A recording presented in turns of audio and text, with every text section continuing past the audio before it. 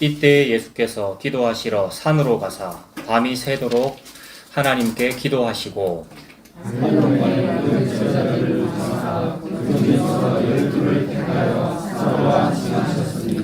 곧 베드로라고도 이름을 주신 시몬과 그의 동생 안드레와 야고보와 요한과 빌립과 바돌로메와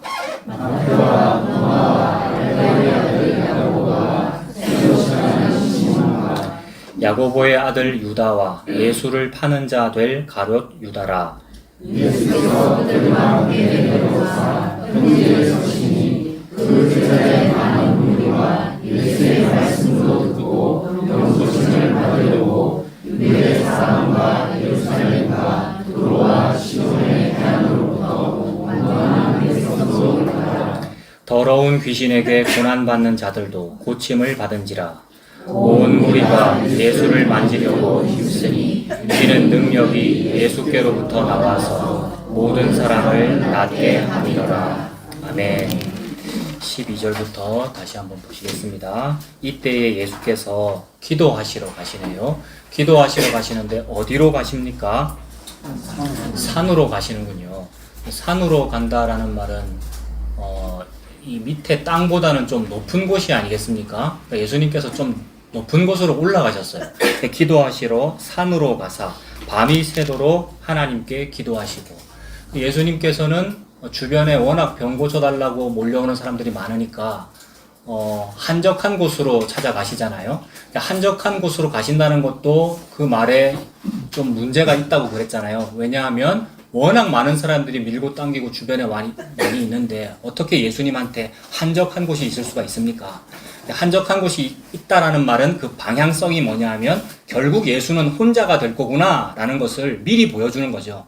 물론 예수님이 사람들을 막 물리치고 일부러 몰래 도망가서 산으로 가고 이렇게 하셨지만 기도하시려고. 근데 그 방향성은 뭐냐 하면 결국 예수는 혼자가 된다 이 얘기죠. 심지어 누구까지 예수를 버리는 자리에 가시는 겁니까? 하나님이신 아버지이신 제자들도 다 버리고 12 중에 가룟 유다만 배신하는 것 같지만 사실 모두가 다 배신하는 것이고, 베드로라고 하는 수제자라고 하는 자는 다 굴기 전에 배반해버리는 그런 모습을 보여주잖아요. 그러니까 한적한 곳으로 따로 기도하시러 가시더라라는 그 말은 방향성이 결국 홀로 되는 것이고, 그 혼자라는 자리는 십자가구나. 십자가라고 하는 것은 하나님도 예수님을 버리는 그 자리구나. 그래서 나의 하나님 어찌하여 나를 버리십니까? 의 자리가 혼자 있는 자리구나. 거기가 산이구나. 오늘 본문에서는 산으로 기도하러 가시다라는 말은 한적한 곳으로 찾아간다는 말이고, 방향성이 십자가구나. 예수님은 홀로 계시는 자리로 가시는구나. 이렇게 볼 수 있습니다. 그리고 산으로 갔다라는 말은 아까 말씀드린 대로 좀 높은 자리이고요. 평지보다. 오늘 설교 제목이 산과 평지잖아요. 전혀 무슨 내용인지 예상할 수 없는 그런 제목 아닙니까? 근데 본문 다 읽었지만 산이 나오고 평지가 나와요. 그래서 성도는 여기서 너무 신기한 걸 느끼면 돼요. 도대체 뭔 얘기지? 산과 평지를 가지고 하나님 무슨 말씀하시지? 그거를 느껴보면 돼요. 제가 자주 성도는 이런 걸 느끼는 겁니다. 성도는 이렇게 말하는데, 목사가 성도한테 그걸 가르치겠다 이 말이 아니고, 복음 아는 우리가 사용하는 성도는 이게 무슨 뜻입니까? 우리는 이 말이죠. 우리는. 그러니까 세상과는 다르고 종교인과는 다른, 내가 뭐 잘나서 다른 게 아니라 하나님께서 나를 불러주시는 바람에 우리가 거룩할 성자가 붙어버렸다. 그래서 제가 여러분에게 특별히 뭘 가르치겠다는 것이 아니고, 성도가 되고 보니, 내 자격과 능력과 상관없이 내가 성도가 되고 보니 산이라는 말이 나오고 평지라는 말이 나오는데 요게 느껴져 라는 그거를 느껴보면 된다는 그 말입니다. 산으로 갔다 이 말은 예수님께서 좀 높이 가셨다는 말이고, 그 자리는 한적한 곳에서 홀로 기도하신다는 말인데, 그 기도의 자리라는 것은 십자가를 의미하고, 그 십자가를 통해서 이룬 것은 뭐냐 하면 하나님께 기도하시고이죠. 십자가를 통해서 이룬 것은 하나님을 만난 것, 하나님께 기도했다 이 말은 예수님이 사람이신데, 예수님이 사람이라는 말은 우리라는 말이잖아요. 우리는 하나님께 아무리 기도해도 전달될 수가 없단 말이에요. 하나님을 만나지지도 않고요. 산으로 올라가셨다라는 말은 하나님을 만나는 어떤 일이 벌어졌구나라는 얘기이고, 근데 조금 전에 버렸다고 해놓고 너무 역설적인 얘기예요. 그러니까 산 위에라는 그 자리는 십자가의 자리인데 거기서 하나님은 예수를 버렸다 그랬는데 그 버린 그 자리에서 이루어진 건 뭐냐 하면 사람이 하나님을 만난 어떤 일이란 말이에요. 산이라는 그 말 속에는 그런 게 들어있어요. 분명히 외면당하고 버려졌고 십자가의 죽음의 어떤 그런 자리인데 거기서 사람이 하나님과 만나졌다라는 얘기입니다. 조금 더 보세요. 하나님께 기도하시고 13절에 밝음에 그 제자들을 부르사 그 중에서 몇 명입니까? 12이에요. 그럼 앞에 나오는 제자들을 부르사라는 그 제자들은 몇 명이겠어요? 12보다는 많겠죠. 그러니까 70여 명이라고도 볼 수 있고 뭐 수백 명이라도 볼 수 있고 뭐 수많은 사람들이 있었을 거란 말이에요. 그러니까 수많은 사람들이 있었는데 그 여러 제자들한테 예수님께서 내가 하늘에서 내려온 떡이야, 내 피가 하늘에서 내려온 생명의 음료고 이게 새 언약이야 라고 말했더니 제자들이 어떻게 됐다고요? 다시는 예수와 함께 다니지 않더라. 그러니까 많았다는 얘기죠. 많은 사람이 있었는데 예수님이 복음을 전하니까 버리고 가더라. 그러니까 예수님은 점점 한적한 곳으로 가게 되는 것이고, 그러니까 많았어요. 많았는데 그 중에서 지금 몇 명 택한 겁니까? 12. 아, 숫자가 많구나. 그래서 숫자가 많구나라는 그 의미를 또 성도가 알아듣는 용어로 하면 장정만 60만 명이겠구나. 이런 생각하면 돼요. 14만 4천 명이겠구나. 이런 생각하면 된다고요. 뭐가 많다. 전체가 있는데 그 전체, 그러니까 출애굽한 사람의 상징적인 숫자가 장정만 60만 명이잖아요. 그걸 보고 많다 또는 전부다. 근데 그 중에서 예수님이 지금 몇 명 부른 거예요? 12명 불렀어요. 그 60만 명이라고 하는 것은 전체를 의미하는데 그 전체를 상징하는 것이 12지파이고 그 12지파가 구약에서 12이라는 숫자가 나오고 예수님은 성도에게 그거 느끼라고 다른 게 없어요. 예수님은 성도에게 성도만 알아듣는 말을 하는 거예요. 성도만 알아듣는 말을 하는 거예요. 그러니까 하나님께서 우리에게 주신 그 비밀은 다른 사람은 못 알아듣고 성도는 알아듣더라는 거예요. 그래서 12이라는 말은 그 구약의 그 12지파를 말하는데 12 말고도 많았네. 그 말은 전체 백성을 말하고 그 중에 대표가 있구나. 그게 12지파구나. 똑같은 의미로 예수님께서 12 제자를 택하시는구나. 그렇게 보면 됩니다. 조금 전에 산 나왔고 출애굽이라는 이미지가 방금 느껴졌고 60만 명의 사람들, 전체구나. 그 중에서 12지파가 대표구나. 구약의 배경으로 하면 12지파가 대표인데 또 출애굽 배경에서 그 출애굽 그 광야 생활에서 장로들이 몇 명이었습니까? 70여 명의 장로. 그죠? 그러니까 전체가 있는데 그 중에 대표자다. 70, 12지파다. 이렇게 보면 되고 예수님 당시에는 12제자다. 이렇게 보면 되겠죠.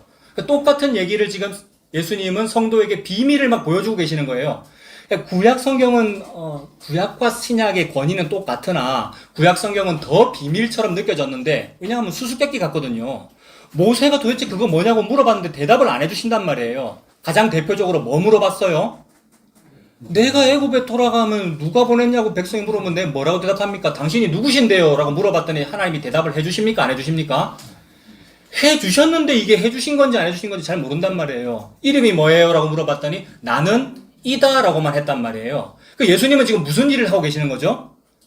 나는 이다 라고 완성하고 계시는 거잖아요. 그래서 그것을 다 하면 나는 다 이루었다라고 말씀하실 거잖아요. 예수님께서. 그렇다고 하나님이 뭘 안 했다는 말이 아니에요. 예수님이 다 이루었다라고 하신 그 말씀은 나 예수가 지금 십자가에서 다 이뤘다 이 말을 한 게 아니고 한글 문법은 그렇게 보이지만 그 말을 한 게 아니고 성경은 하나님이 다 이루셨어 라고 나에게 이루어졌어 라는 어려운 말로 막 신적 수동태 이런 말을 쓰더라고요. 신적 수동태라는 말은 이 일을 하는 주체가 신이라는 얘기고 우리에게는 수동적으로 벌어졌어 라는 뜻으로 신적 수동태 이런 말을 쓴단 말이에요. 구약에서 나는 이다 라고만 한 것도 이미 다 이루신 거예요. 예수님은 성도한테 보여주는 거예요. 비밀을 알아듣는 자한테 봐. 그때 옛날에 나는 이다라고 한 게 나잖아 라고 말하기 위하여 잘 봐. 그때 60만 명이었지. 지금 전체지. 의대 그게 같습니까? 숫자가 60이 아닌데. 성도는 알아듣더라는 거예요. 조금 더 말씀드리면 이제 알아들을 수 있을 거예요. 이게 전체라는 얘기예요. 전체가 있고 그 중에 12이라는 말이 희한하네. 구약에도 12지파인데 같은 얘기네. 구약에도 70을 뽑았는데 똑같이 누군가를 뽑았네. 근데 예수님만 위로 올라가셨네. 구약에 모세만 위로 올라갔네. 자꾸 됩니까? 전에 저보고 자꾸 끼워 맞춘다고 하는데 진짜로 끼워 맞추고 있는 거예요. 예? 모세만 올라갔네. 그러면 밑에 있는 사람은 올라와요? 못 올라와요? 못 올라가요. 못 올라간다는 말은 무슨 뜻일까요? 아무도 구원을 얻지 못한다. 아무도 성찬을 먹지 못한다. 아무도 영생을 얻지 못한다. 너무 무서워요. 내 못 가겠어요. 천국 가고 싶은 게 우리의 소원인데 천국 가고 싶으나 자격이 없고 공로가 없어가지고 천국 가고 싶은 게 우리의 소원인데 못 가겠다는 거예요. 너무 무서워서. 못 올라오지. 그러니까 70명만 올라와. 그 70명도 가까이 못 갑니다. 모세만 완전히 가까이 가고 조금 접근할 뿐이지. 부들부들 떨어요. 그게 우리의 모습이잖아요. 예수님께서 그걸 지금 보여주는 거죠. 오늘 설교 제목이 산과 평지. 이 말은 옛날에 그 산, 얘들아, 성도들아, 얘들아, 옛날에 그 산, 그리고 평지. 평지는 뭐겠어? 너희들을 보여주는 거잖아. 요 얘기잖아요. 평지, 땅 아래라는 말은 내 모습이구나. 근데 나를 12로 부르네? 나를 70으로 부르네? 그래서 성도를 그렇게 선택하셨구나. 이런 뜻이 돼요. 그래서 12를 택하여 사도라 칭하셨으니, 그리고 이름들이 나오죠. 곧 베드로라고도 이름을 주신 시몬과 그의 동생 안드레와 야고보와 요한과 빌립과 바돌로메와 마테와 도마와 알페오의 아들 야고보와 셀롯이라는 시몬과 야고보의 아들 유다와, 그리고 제일 끝에 누굽니까? 예수를 파는 자들 가롯 유다라. 공관복음 세 군데에서 가롯 유다 이름 말할 때마다 예수를 파는 자들 가롯 유다라. 그러면 이렇게 12명을 선택할 때 예수님은 이 제일 마지막에 적히는 이 가롯 유다가 자기 팔 거라는 걸 모릅니까? 예수님은 다 알고 선택하셨잖아요. 그 말은 지금 예수님이 구약과 똑같은 얘기를 하고 있다 그랬는데, 구약에서 하나님이 그 60만 명 선택하시고 6월절로 출애굽시키시고 시내산에서 부르실 때 그 백성이 금송아지 만들 거라는 걸 모릅니까? 하나님이? 지금 똑같은 얘기를 하고 있는 거잖아요. 그러니까 하나님은 지금 똑같은 모습을 보여주고 있고 금송아지도 이미 다 알고 계시고, 하나님은 그 일을 통하여 뭔가를 하겠다는 말이죠, 지금. 그래서 예수를 파는 자들 가롯 유다라라는 이 말씀은 예수님의 십자가가 하나님에게 이미 계획되어 있었다. 그러니까 하나님은 그걸 계획하셨고 그 일을 이루고 계신다라는 걸 암시하죠. 성도는 읽으면서 이미 정해져 있었네. 예수를 파는 자들 가롯 유다라 이렇게 적혀 있습니다. 예수께서 그들과 함께 내려오사 평지에 서시니. 조금 전에는 산이었고 예수님은 그들과 함께 내려오셔요. 올라가고 내려가고가 오르락 내리락이잖아요. 이거 외삼촌한테 도망가던 야곱이 꿈에서 본 거죠. 오르락 내리락. 모든 성경의 주제는 똑같다. 예수님 십자가를 보여주고 있고 오르락 내리락을 지금 보여주고 있구나. 그래서 제자들을 선택하시고 그 제자들과 함께 위에서 부르셨고 함께 밑으로 내려오십니다. 예수께서 그들과 함께 내려오사 평지에 서시니 그 제자의 많은 무리와, 조금 전에 12이었는데 12보다 더 많죠. 그러니까 70여 명의 장로 이렇게 보면 되죠. 대표자가 더 많고 제자의 많은 무리와 그 외에 또 뭐가 있습니까?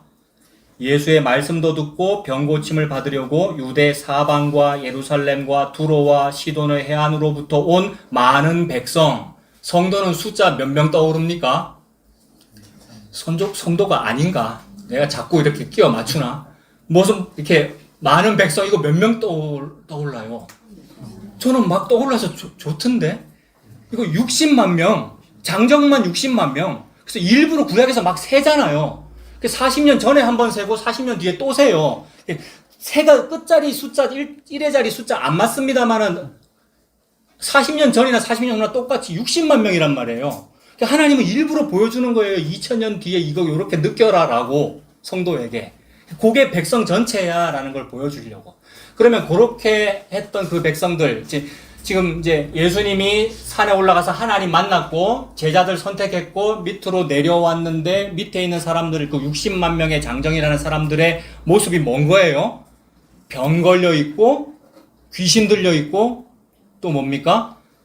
예루살렘 사람도 있는데 두로와 시돈 사람도 있어요. 예루살렘 사람 이름은 뭐 양반, 아주 종교성이 좋은 사람, 율법 잘 지키는 사람 이런 이미지인데 두로와 시돈은 또 어떤 이미지입니까? 이방인 또는 이방과 섞인 거잖아요. 이방과 섞이면 뭐로 여기는 거예요? 개로 여기는 거죠. 죄송합니다만 개 같은 상황인 거잖아요.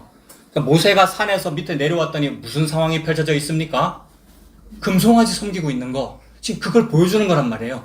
산과 평지라는 것은 신의 산을 말하는구나. 그리고 산은 하나님 만난 자리를 의미하고 평지는 금송아지를 의미하는구나. 그러니까 성도의 삶이라는 게, 이 땅에 발 딛고 사는 우리의 삶이라는 게 금송아지 섬기고 있는 그런 모습이구나. 그게 느껴지더라는 거예요.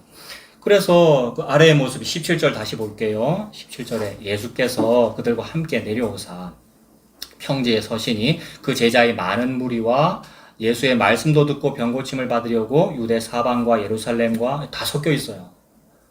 12지파가 다 섞여 있고 애굽에서 나온 사람들이고 애굽 문화에 완전 절어 있는 사람이잖아요. 유대 사방과 예루살렘과 두로와 시돈, 이방이에요. 두로와 시돈의 해안으로부터 온 많은 백성도 있더라. 더러운 귀신에게 고난받는 자들도 고침을 받은지라. 더러운 귀신에게 고난받는다. 귀신 들렸다라는 말인데 우리 모두가 죄라고 하는 귀신에 들려 있거든요. 그래서 예수를 믿기는 믿는데 뭐로 만들어서 믿은 거예요? 금송아지로 만들어서 믿은 거잖아요. 모든 종교는 자기 소원 성취를 위해서 믿고 있는데 개신교가 그 일을 하고 있잖아요. 정확하게 금송아지란 말이에요. 옛날에 시내산 밑에서 금송아지에게 여호와라는 이름 붙였듯이 오늘날도 우리가 다 예수 믿고 있고 교회 다니는데 그 예수가 자기가 만든 예수더라는 거죠. 평지의 상황이 이러하구나. 그러니까 평지의 상황이 그러하니까 너희가 해결 못해. 너희가 그러할 거라고 내가 이미 계획해놨어. 금송아지 믿을 거라는 거 알고 하나님께서 모세 시내산에서 부르셨고 예수님께서 지금 12 중에 하나가 나를 팔 거라는 거 아시고 12를 지금 선택하신 것과 똑같다는 얘기죠. 18절에 더러운 귀신에게 고난받는 자들도 고침을 받은지라. 온 무리가 예수를 만지려고 힘쓰니 이는 능력이 예수께로부터 나와서 모든 사람을 낫게 함이러라.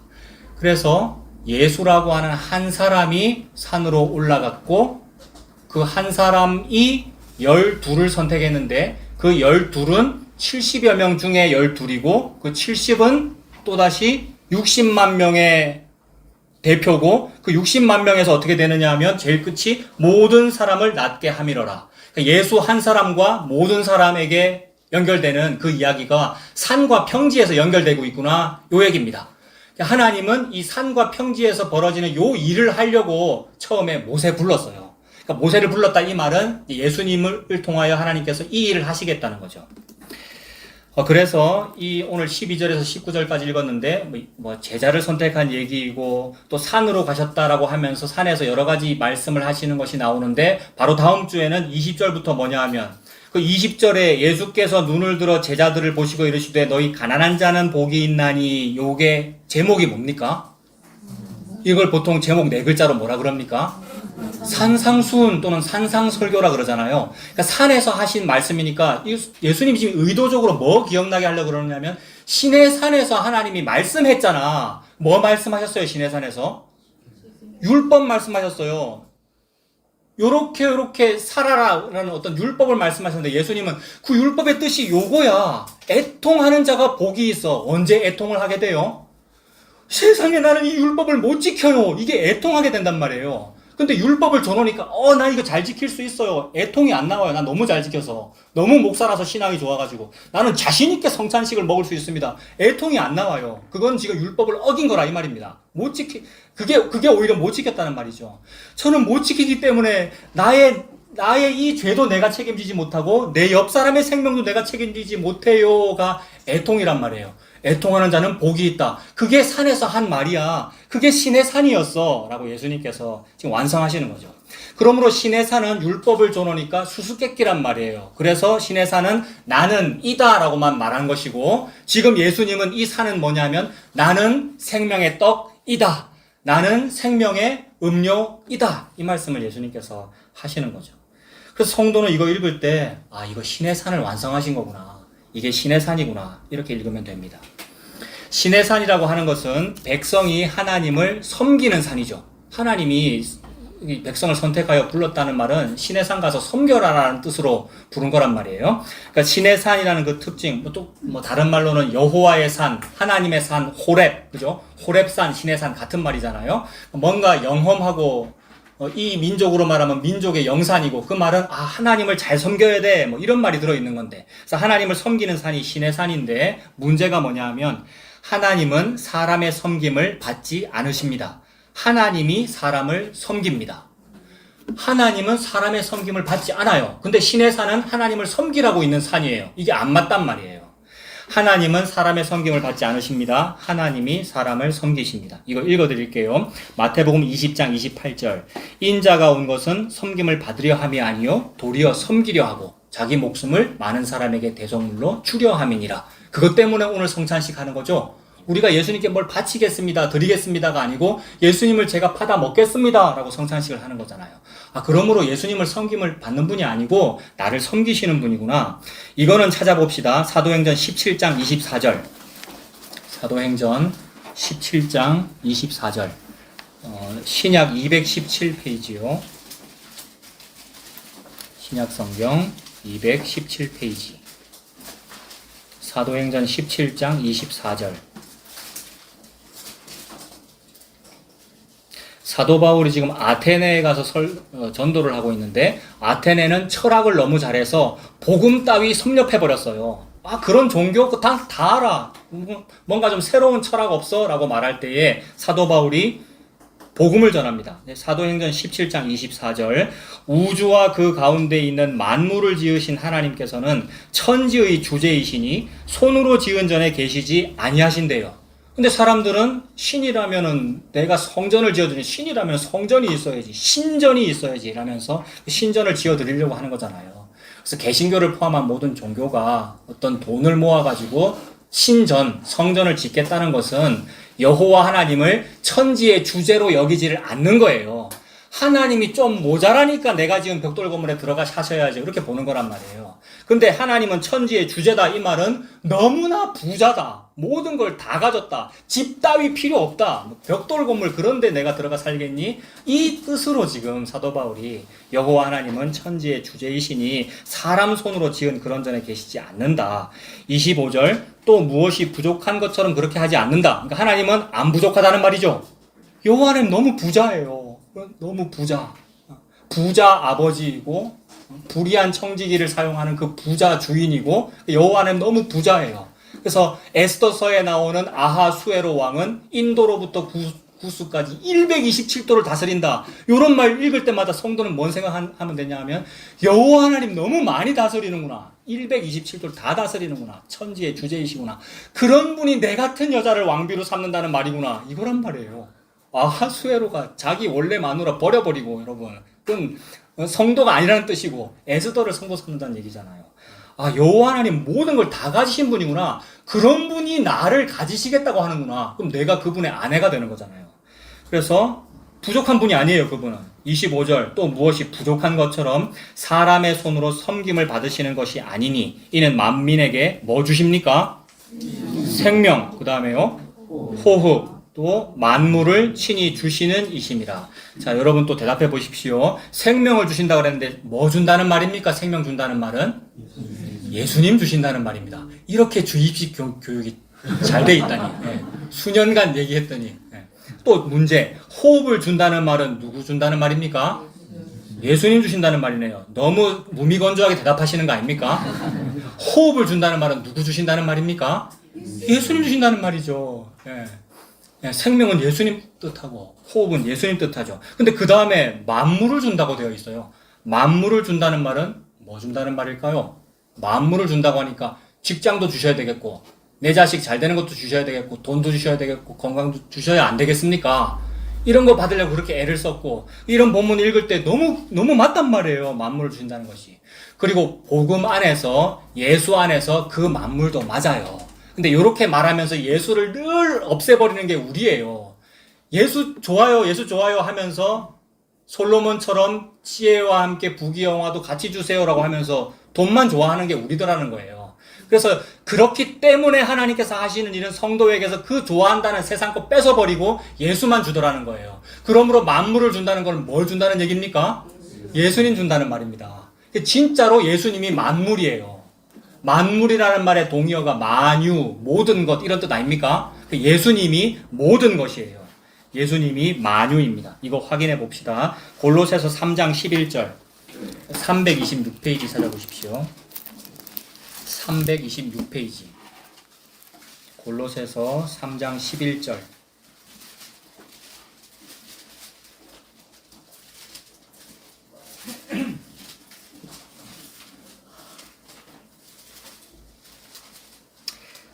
구약 성경은 오실 예수님을 예언한 거잖아요. 오실 예수님, 그 예수님이 오셔서 자기 백성에게 예수를 주겠다라는 얘기였어요. 그럼 예수님이 오시면 그 자기 백성은 모든 것을 다 받게 되는 거예요. 그러니까 예수님을 받았다 이 말이 만유를 다 받다라는 얘기죠. 그래서 골로새서 3장 11절에 거기에는 헬라인이나 유대인이나 할례파나 무할례파나 야만인이나 스구디아인이나 종이나 자유인이나, 자, 요 얘기가 조금 전에 오늘 본문에서 읽었던 뭐냐면 온갖 병자와 귀신 들린 자와 예루살렘 사람과 두로와 시돈 사람과 요 얘기란 말이에요. 그러니까 그런 사람들은 뿔뿔이 흩어져 있었고 다 서로 싸우고 있고 다 아귀다툼하고 있고 어떻게 하면 뭐 좋은 거 먹어야 이 병이 나아요, 어느 의사한테 가야 이 귀신 들림이 해결돼요, 이러고 사는 게 우리 금송아지 믿고 사는 우리 모습인데 그게 다 같아. 어디서? 거기에서는 이 말을 하고 있단 말이에요. 3장 11절 거기에는 이라 그러잖아요. 거기에는 요게 다 같아요. 어떻게 되느냐 하면 이런 사람이나 저런 사람이나 종이나 자유인이나 뭐가 있을 수가 없답니까? 차별이 있을 수가 없네요. 다 같다는 얘기예요. 그러니까 거기에서는 다 통일이 이루어져요. 다 차별이 있을 수가 없나니 오직 그리스도는 뭡니까? 만유시요 만유 안에 계시니라. 만유라는 말은 얘들아 만유인력 뭐 이런 말 있잖아. 뉴턴이 만유인력을 발견했다며. 만유라는 말은 모든 거 이런 얘기인데 예수를 보고 지금 만유라고 하나님 말씀하셔요. 예수님이 전부구나. 그러면 할례파는 할례가 전부였고 무할례파는 아니에요, 우리 뭐 자유할 수 있는 거예요 막 이러고 그게 전부였는데 자기 사상 자기 철학, 스구디아인은 스구디아인의 문화가 있고 자유인은 뭐 다 자기 문화가 있고 자기가 주장하는 어떤 철학이 있는데 그게 전부가 아니고 모두가 다 예수가 전부구나 라고 되는 그 자리가 있더라는 말입니다. 그 자리가 거기네요. 방금 거기에는 이렇게 된다라고 했으니까. 그래서 그리스도가 전부고 그리스도가 만유인 거기가 어디겠습니까? 지금 골로새서 3장 펼쳐져 있잖아요. 3장 제일 앞으로 가면 3장 1절 그러므로 너희가 그리스도와 함께 다시 살리심을 받았으면 뭘 찾으랍니까? 위의 것을 찾으라네요. 거기는 어디냐면 위죠. 평지가 아니고 산 위다 이 말입니다. 거기는 위다. 위의 것을 찾으라. 거기는 그리스도께서 하나님 우편에 앉아 계시느니라. 하나님 우편에 앉아 계신다는 말은 하나님 만났다는 말이잖아요. 예수님께서 십자가에서 다 이루심 때문에 요 일이 벌어진 거거든요. 그러니까 예수님은 그걸 보여주기 위해서 산으로 올라가신 것이고 거기서 하나님께 기도했단 말입니다. 예수님이. 하나님 만났다라는 말이죠. 그 위에 계시느니라. 2절 위의 것을 생각하고 땅의 것을 생각하지 말아라. 아, 거기라는 곳은 위구나. 그 위라는 걸 보여주려고 옛날에는 출애굽하여 신의 산으로 와라라고 했단 말이에요. 예수님께서. 하나님께서. 그래서 한 명을 부른 거죠. 모세를. 그 모세는 예수님을 보여주고. 그 옛날에는 신의 산에서 그 일을 하셨고 예수님은 똑같이 어떤 산에서 그 모습을 똑같이 보여주시더라는 거예요. 그래서 방금 골로새서의 거기라고 한 자리는 위를 의미하고 하나님 우편을 의미하고 하나님과 예수님이 만나시는 곳입니다. 거기는 사람은 못 들어갑니다. 사람은 못 들어가는 자리니까 성막으로 치면 무슨 장소겠습니까? 지성소이고 3층 천이고 성전 내부이고 이렇게 보면 되죠. 그래서 예수님이 산에 올라가서 기도하시면 그 산이 거기입니다. 예수님은 여호와 하나님이에요. 예수님이 지금 어느 산에 올라가서 다 물리치고 혼자 올라가서 기도하시면 그 자리가 거기입니다. 거기는 이런 사람이나 저런 사람이나 차별이 없다. 천국을 의미하고 하나님 나라를 의미하죠. 그 차별이 없는 그 모습이 뭐냐면 귀신 나간 거야. 그게 병이 고쳐진 거야. 이 말씀이잖아요. 아래에 있는 백성은 다 병 걸려 있고 귀신 들려 있고 예루살렘도 섞여 있고 두로 시돈도 섞여 있는데 이게 시내산 밑에서 뭐 섬기는 모습입니까? 금송아지 섬기고 있는 그런 모습이더라. 근데 예수님께서 그게 차별이 없다. 차별이 없나니를 이룬 그 자리가 위의 동네 그런 얘기죠. 산 위의 모습이 그렇다는 거예요. 그러니까 예수님께서 십자가에서 그 일을 이루셨습니다.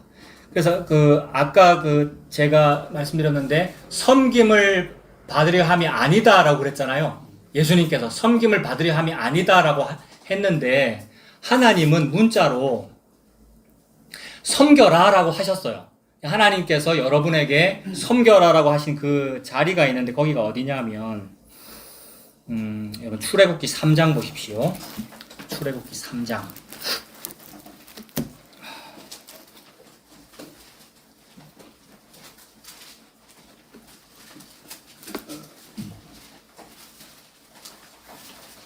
구약성경 83페이지 출애굽기 3장.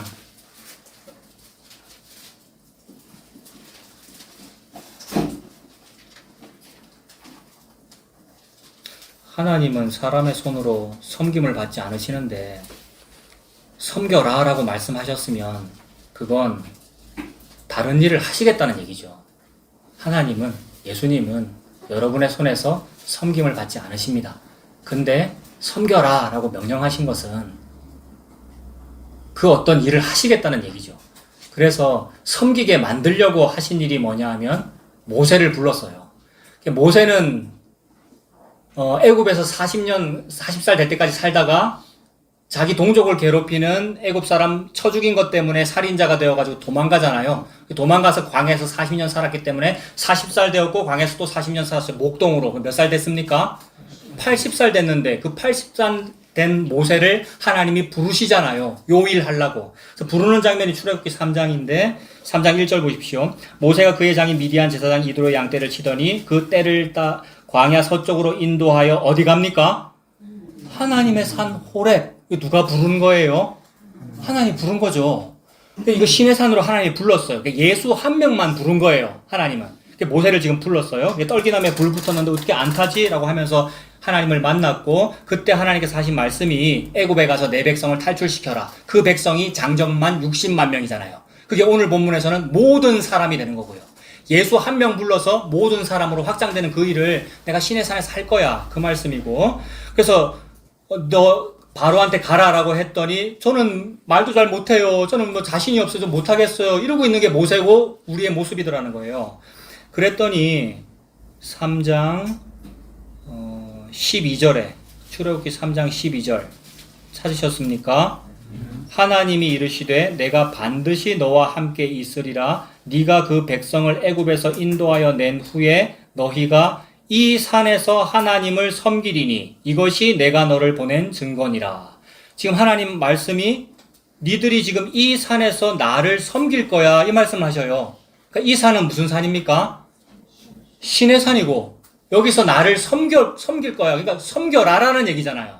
하나님은 사람의 손에 섬김을 받지 않으시는데 지금 하나님 하고 싶은 일은 니들이 이 산에서 나를 섬겨라라는 그 말씀을 지금 하신 거라고요. 그래놓고는 이 산에서 하나님을 섬기리니 이것이 내가 너를 보낸 증거니라. 모세가 지금 너무 떨리고 자신이 없기 때문에 확실한 증거 하나만 좀 주세요. 그러면 내가 조금 해볼 수 있을라나 이 생각을 하고 있는데 증거를 안 준단 말이에요. 왜 증거를 안 준 거예요? 이 산에서 하나님을 섬기리니 이것이 내가 너를 보낸 증거니라. 아직 그런 일이 안 일어났잖아요. 이 산에 가지도 아직 안 왔고 지금 자기 혼자 여기 와 있는 중이고 앞으로 그런 일이 벌어지는 것이 너에게 증거다라고 하는데 답을 먼저 말씀드리면 앞으로 벌어지는 이 산에서 하나님을 섬기는 그 일은 예수님의 십자가 죽음입니다. 예수님의 십자가가 성도에게 주는 유일한 증거예요. 아직 그런 일이 없었는데도 불구하고 그러니까 하나님은 시공간을 초월하여 모세는 지금 아직 그런 일이 없지만 하나님은 영원전부터 예수 십자가만 있는 거죠. 그러니까 하나님의 섭리 속에는 이미 금송아지가 있어요. 그러니까 예수님의 12제자 선택 속에는 이미 가룟 유다도 있고 베드로 니도 나를 부인한다는 걸 예수님 다 아셔요. 그래서 그 일을 통하여 부인하면 무슨 일이 벌어집니까? 제자가 예수님을 배반하고 은 30을 팔아넘기면 무슨 일이 벌어집니까? 예수님이 십자가에 달려 죽죠. 이 일이 바로 네가 나를 섬기는 거야. 예수님이 십자가에서 죽는 그 일의 장소가 신의 산이고 영적으로는 그것이 바로 니들이 신의 산에서 나를 섬기는 거야. 이게 내가 너를 보내는 증거다. 이 말씀을 하십니다. 그러므로 성도는 하나님께 뭘 잘해드리고 섬기는 게 섬기는 것이 아니라 예수가 나를 위해서 죽었군요가 하나님을 섬기는 겁니다. 그래서 하나님께서 나를 섬겨주시는 것을 내가 받는 거, 섬김을 받은 거, 이게 하나님을 잘 섬기는 거예요. 성산식 할 때 원래는 떨고, 어떤 때는 지난주에 뭘 좀 내가 잘못했으니까 안 받고 이래야 되는 게 맞는데, 그게 지금 하나님의 이 섬김을 발로 차버리는 거란 말이에요. 이게 주의 몸을 분변치 못하고 먹고 마시는 거더라는 얘기입니다. 그러니까 오늘 성산식 하니까 좀 마음에 거리낌이 있으면 그걸 내어놓고 하나님 제가 이래요. 그러므로 저는 예수님을 마실래요. 라고 먹고 마시는 그게 주의 몸을 분별하고 먹는 거란 말이에요. 근데 그렇지 않고 저는 못 먹겠어요. 그 얘기는 무슨 말이냐면 제 죄를 제가 한번 책임져 보겠습니다. 내가 해결해 보겠습니다. 요게 하나님을 안 섬기더라는 겁니다. 하나님은 섬김 받고 싶은 겁니다. 그러니까 섬기는 건 뭐냐 하면 나 여호와가 이날 니들은 금송아지 믿기 때문에 내가 죽어서 나 예수가 죽어서 네 속으로 들어갈게. 이게 하나님께서 섬김 받으시는 겁니다. 그래서 이렇게 하나님께서 모세를 불렀는데 그러므로 이 백성은 지금 시내산으로 가게 돼요. 원래 목표가 이거였기 때문에 이 백성이 시내산에서 나를 섬기리라. 그게 목표였기 때문에 시내산 가서 하는 일은 뭐냐 하면 금송아지만 만들고 있죠. 저와 여러분들은 불의한 청직이기 때문에 불의한 일만 하는 것이고 가룟 유다와 베드로기 때문에 예수님을 배반하는 것이고 그래서 내가 배반했군요. 내가 예수를 죽였군요. 라는 걸 알고 그 예수를 믿는 것이 하나님을 섬기는 겁니다. 그래서 이렇게 하나님께서 출애굽께서 부르셨는데 19장으로 한번 가보십시오. 19장, 출애굽기 19장.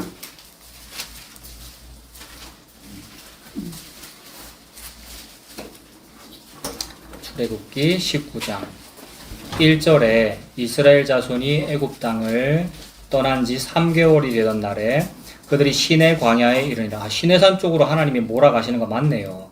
그들이 르비딤을 떠나 시내 광야에 이르러 그 광야에 장막을 치되 이스라엘이 거기 어디 앞에요?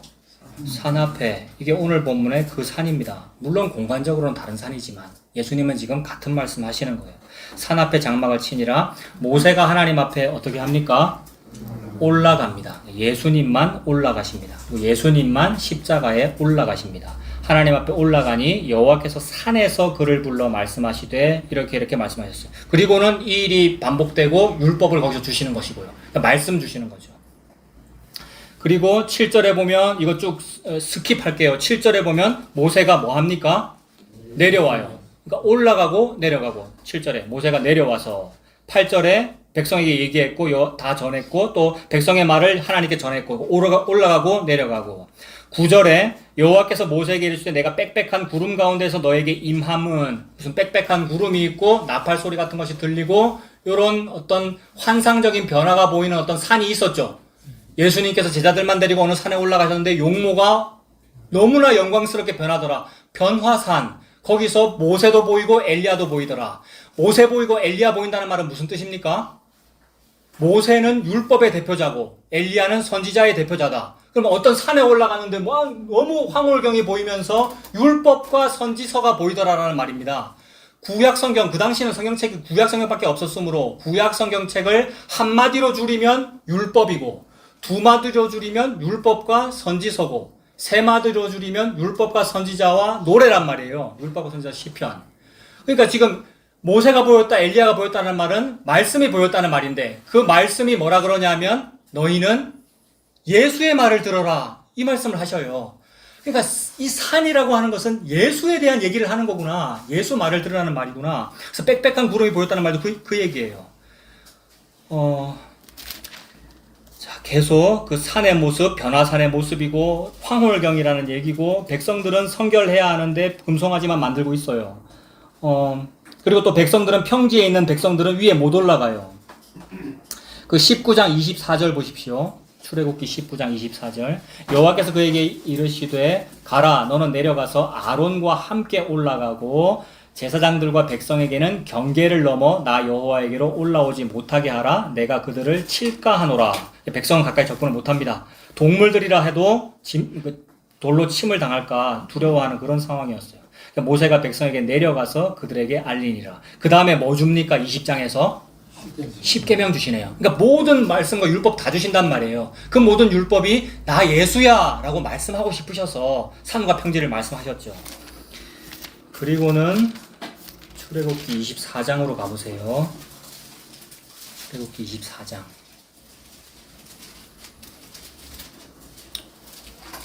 24장 1절에 이게 오늘 누가복음의 말씀하고 같은 겁니다. 출애굽기 24장이. 24장 1절에 또 모세에게 이르시되 너는 아론과 나답과 아비후와 이스라엘 장로 70명과 함께 여호와께로 올라와 멀리서 경배하고 산에 올라가는데 12명만 대표자만 있는 이 모습이에요. 멀리서 경배하고 그 다음에 진짜로 하나님께 가까이 가는 사람은 누구밖에 없습니까? 2절에 모세밖에 없어요. 그러니까 예수님만 가까이 가셨어요. 그러니까 예수님만 제물이다 이 말입니다. 제물은 신이 받는 거잖아요. 그러니까 예수님만 여호와 하나님께 가까이 가죠.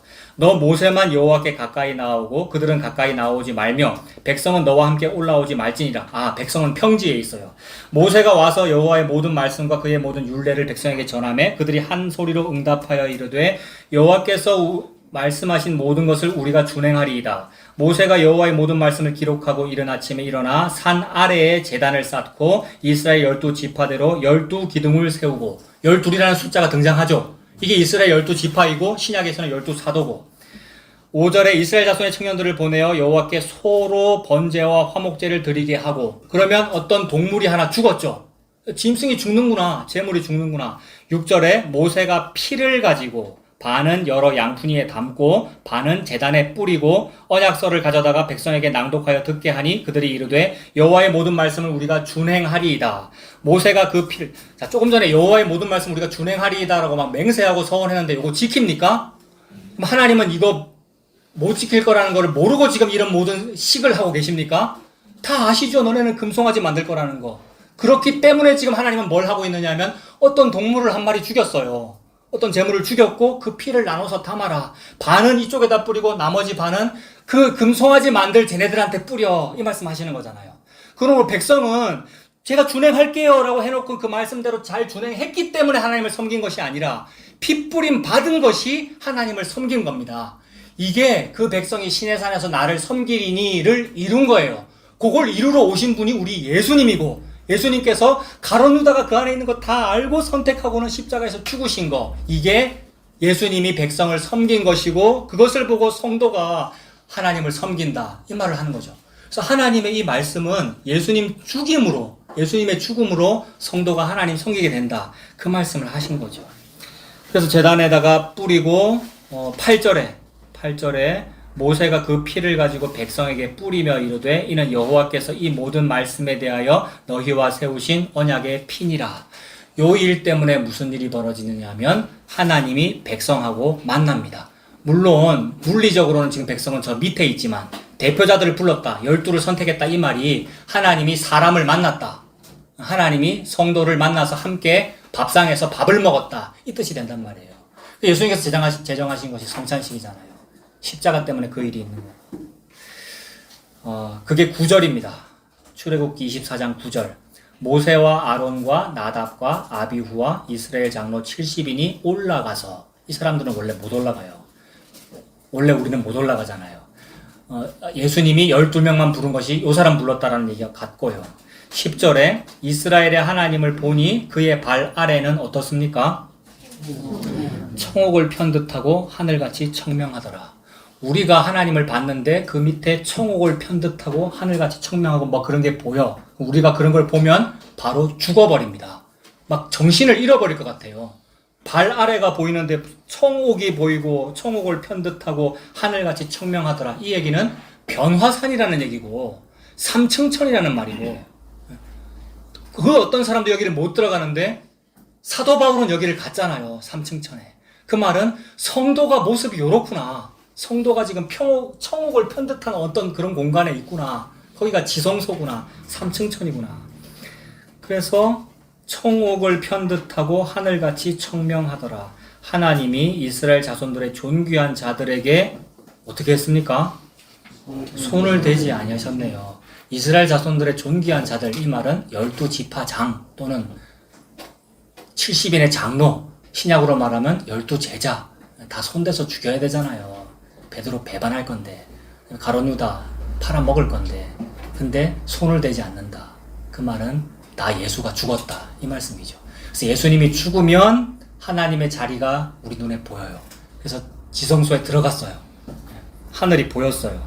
이게 삼층천이에요. 그러고는 11절. 네, 손을 대지 아니하셨고 그들은 하나님을 뵙고 먹고 마셨더라. 하나님을 뵙고 먹고 마셨다. 그 일을 십자가에서 다 이루셨고 성도는 여전히 이 땅을 살고 있습니다. 예수님은 그 일을 다 이루시고 하늘에 오르셨고 성도는 이 땅에서 뭘 받고 있는 거냐 하면 원수들의 목전에서 밥상을 받고 있는 중이죠. 그래서 교회는 세상에 있고 세상에서 성찬식을 합니다. 이 세상에서 그 예수님 살과 피를 받아 먹고 사는 저와 여러분 되시길 바랍니다. 기도하겠습니다. 하나님 아버지, 하나님께서 저희들에게 자격 없는 저희들에게 상을 차려주시니 감사함으로 또한 애통함으로 그 예수님의 살과 피를 받아먹는 우리가 되도록 인도하여 주시옵소서. 예수님 이름으로 기도합니다. 아멘.